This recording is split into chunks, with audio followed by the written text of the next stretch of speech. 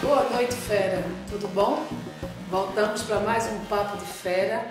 Esse vai ser o nosso último Papo de Fera com professores do Colégio Santa Maria, que é parceiro da gente nessa empreitada, dando dicas do que revisar para o Enem.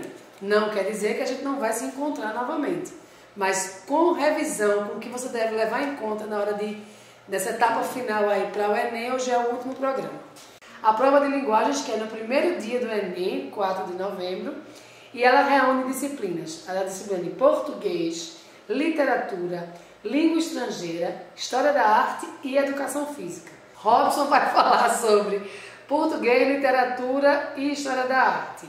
E Henrique vai falar sobre inglês, que é uma grande parcela aí de jovens que opta pela língua inglesa, porque na hora de você se inscrever para o Enem, você opta se você quer espanhol ou se você quer inglês. Boa noite, Robson. Boa noite, Margarida. Boa noite, Henrique. Boa noite, Margarida. Tudo bem? Tudo Vamos bem. começando. Robson, a prova é mito ou é verdade de que na prova de linguagens cai só a interpretação de texto? É, sem dúvida nenhuma, mito. É mito no sentido de que o Enem, a construção da questão do Enem, deixa a gente com a impressão de que é somente interpretação, mas se você não tiver conhecimento sobre questões gramaticais, se você não tiver conhecimento de todo o conteúdo, você não consegue fazer a questão. Então, se eu não sei regência, se eu não sei pontuação, eu acabo me prejudicando. Se você pegar, por exemplo, uma questão do ano passado que era sobre funções da linguagem, pedia-se funções da linguagem, se você soubesse, por exemplo, que código para código está ligado diretamente à metalinguagem, você já matava a questão, fazia com facilidade. Então, isso é o conteúdo, mas a maneira como o Enem cobra é que exige da gente uma reflexão de linguagem. Então é mito que se diga que é só interpretação. Eu preciso do conteúdo, é a forma como é tratada, que não é diretamente assim, qual é a regência do verbo tal. Sim. Isso de maneira nenhuma. Isso é um progresso muito grande por parte do Enem. É positivíssimo para a gente refletir sobre a linguagem. Isso também acontece com língua estrangeira, uma Sim. vez que você não tem como dissociar a gramática da língua. E aí, para você interpretar o texto, você precisa de dicas, você precisa de informações que a gramática vai trazer, o embasamento que a gramática vai trazer, para poder resolver a devida questão. Então, não é só em português, mas também em língua estrangeira, tem essa questão da gramática, da estrutura linguística sendo utilizada para a interpretação do texto e assim fazer a prova. Professor Henrique, são 45 questões na prova de linguagens e língua estrangeira ou português, desculpe, ou inglês ou espanhol, ele é contemplado somente com 5 questões. É muito pouco. A gente já vem, nós professores de língua estrangeira, tanto de inglês quanto de espanhol, batendo sempre na mesma tecla, porque poderia ser mais bem distribuída a prova.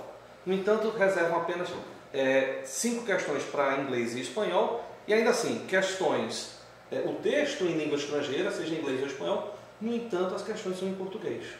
E isso não cobra muito do aluno o conhecimento da língua estrangeira, mas apenas conseguir identificar alguns pontos para poder responder a questão. Então termina que não é uma avaliação completa? Não, eu não diria que ela completa, que ela plena, que ela falha em alguns aspectos, poderia ser melhor aproveitada. Aproveitando já o senhor, diga aí um assunto inicialmente que o aluno tem que saber em inglês. Bom, o que a gente sempre fala é questão de vocabulário. O aluno tem que adquirir vocabulário para poder fazer uma boa prova de inglês ou de espanhol. E aí, no caso de inglês, a gente diz, sempre fiquem atentos às músicas, até mesmo porque é um assunto que vem recorrente no Enem, cair poemas, interpretações de poemas e de músicas. Então isso é interessante, que ele adquira vocabulário, conheça algumas palavras, tenha um conhecimento bom de prefixos e sufixos que ajuda a desenvolver a questão do vocabulário. Muito bem. Está no mesmo nível, assim, então da língua portuguesa, né? Exatamente. No sentido de que eu preciso conhecer bem a estrutura da língua para compreender melhor a aplicação aí das regras gramaticais do texto. Robson, agora eu tenho como treinar a interpretação de texto? Tem sim. É importante que a gente leia os textos investigando, pensando os textos, pensando as ideias. Isso é treinar. O que acontece é que a gente acha que a interpretação é aleatória, é qualquer ideia. Não, o texto dá indícios para a interpretação. Por isso, um conselho, uma dica para quem vai fazer a prova de linguagem é Quando você lê o texto, às vezes o texto vem um pouquinho longo, sublinha as palavras mais importantes, sublinha aquilo que você julga como ideia principal. Se você sublinha isso, na hora da resolução da questão, ganha-se tempo e o resultado é muito mais positivo. Eu não sei se eu não sei se isso serve também para o português, mas em inglês a gente diz o seguinte: lê a pergunta também, lê o texto e lê a pergunta. Às vezes, quando você lê a pergunta, você não precisa nem ler o texto como um todo, porque pelo conhecimento de mundo que você tem, já ajuda você a interpretar o texto. Mas a pergunta não vai ser relacionada ao texto, não é? Também, assim, nem sempre a pergunta, você encontra a resposta no texto. Às vezes é uma questão do conhecimento prévio que você tem. E aí você, às vezes, pode economizar até mesmo porque é uma prova longa, uma prova extensa. E aí, se você lê a pergunta, muitas vezes, pelo conhecimento que você tem, você já consegue responder. Por isso que eu digo também, é primordial para o Fera se manter antenado. Ler jornais, assistir... Aí que dicas o senhor dá, então, por exemplo? Existe algum site ou algum jornal, alguma revista, alguma coisa que o Fera pode ter acesso de treinar esses textos? Bom, são vários os sites. Você pode, por exemplo, pesquisar no Google sites como o BBC, a Newsweek, a própria CNN, que você tem textos de todos os assuntos, de toda sorte de assunto, que pode ser abordado no Enem. Então, o conhecimento que você tem ajuda também a interpretar o texto. Se você tem, por exemplo, um assunto que pode cair, vamos dizer assim, a questão do Donald Trump e atualidades. Então, se você já tem essa informação, quando você vê a pergunta, muitas vezes você consegue responder a questão sem nem ir ao texto. Eu diria, Henrique, que não é não ler o texto, mas você lendo a pergunta, eu concordo com você lendo a pergunta, eu acho que a gente direciona mais facilmente a resposta. Porque quando eu for ler o texo, quando eu encontro já aquilo que você cobrar, eu ganho tempo, é mais foco, é menos tempo. Então, talvez não seja nem não ler o texto, mas passar por cima. Isso, ler primeiro a pergunta. Pula o texto, lê a pergunta. Já vai mais superficialmente no texto. Direciona, é mais rápido, visto que o Enem trabalha com essa questão do tempo e ainda tem a redação, que exige aí muito tempo da gente, né?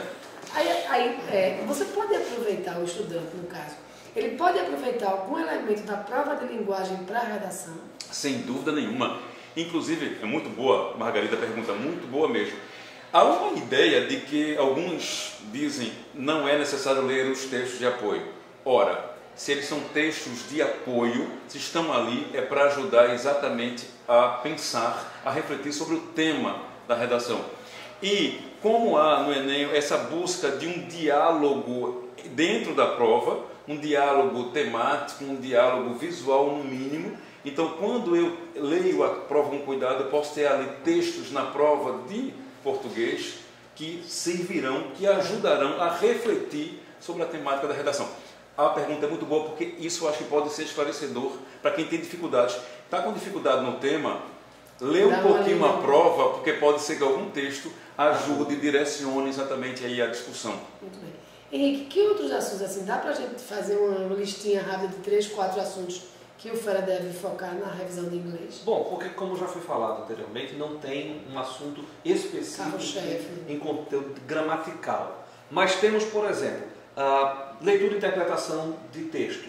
Você tem texto informativo, texto jornalístico. Você tem também uma incidência de leitura e interpretação de cartoons, tirinhas, quadrinhos, que isso faz o aluno, se ele treinar também, como eu disse, visitando alguns sites, ele consegue pegar essas imagens, pegar esses quadrinhos e fazer a interpretação também. Temos a questão do domínio lexical, que é justamente você ter o domínio do vocabulário, você ter o conhecimento das palavras. Então, estudar um pouquinho de prefixo, sufixo ajuda, porque muitas vezes as palavras em inglês, se você dividi-las em duas que você conhece, você consegue inferir o significado. Então, assunto gramatical, ele tem que fazer uma revisão do texto de tempos verbais em geral, para depois começar a trabalhar esses pontos específicos, que é a leitura e interpretação de texto. História da arte, como é que ela aparece? Como é que a educação física aparece? Ok, foi até bom você falar em história da arte, visto que ele, como o Henrique falou, nos quadrinhos, na charge, tem sido cobrados esses gêneros textuais. Exatamente. Na prova de inglês, ou na prova de língua estrangeira, melhor dizendo, na prova de linguagem de maneira geral também.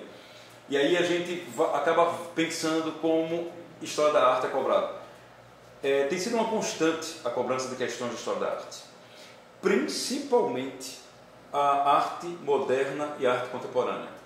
O neoconcretismo tem aparecido muito. Aí eu ouço alguns feras dizendo assim, eu não entendi o que danado quer dizer aquela figura dali. Se a gente pensar no título do elemento que está ali, no título da escultura, no título do quadro, e colocar no contexto histórico-social, já é uma grande ajuda, Margarida, para a gente entender o quadro, para entender a escultura. História da arte tem sido constante porque o Enem prima exatamente por essa reflexão da arte, não como elemento para fazer bem, um diletantismo. A arte me agrada muito. A arte é, sem dúvida nenhuma, um registro da passagem do homem pelo mundo e como esse homem está. Se o mundo está cheio de guerras, a arte vai refletir essas guerras. Então, é por isso que a história da arte tem sido constante na prova do Enem, como a reflexão de que arte é o registro da passagem do homem pelo mundo. Então, o objeto artístico traduz esse homem e traduz o contexto em que esse homem está. Além de ser uma forma de comunicação, uma forma de reflexão crítica. A arte, sim, tem o teor de criticidade. Henrique, a prova de inglês, a parte de inglês, você considera que normalmente o nível dela é médio, é fácil, é difícil, varia muito nos últimos anos? Bom, a gente tem que entender que esse conceito de fácil e difícil depende para quem, né? Porque, assim, claro, que o aluno que tem uma base, o aluno que está sempre pesquisando, eu sempre digo aos alunos, comecem a traduzir músicas, porque isso faz você adquirir vocabulário. Escolhe uma música bacana. Uma música bacana, uma música que gosta, porque impreterivelmente todo mundo gosta de música, e assim, alguns gostam mais de músicas estrangeiras, internacionais, e é interessante saber o que aquele cantor, aquela cantora está dizendo, está informando você. Então, quando você começa a traduzir as músicas, você adquire vocabulário e isso facilita e muito na hora de fazer uma prova. Até mesmo porque há uma questão de gíria, polissemia, que em determinados contextos elas têm um determinado sentido e em determinado contexto outro. Isso não é característico somente de língua estrangeira, é também característico do português. Perfeito. Porque se você pegar a palavra manga, manga pode ser a manga de camisa, pode também ser a fruta, ou então a gente aqui no Nordeste tem o verbo mangar, e aí a terceira pessoa, ele manga de mim. Então, esse conhecimento ajuda muito na hora de resolver a prova.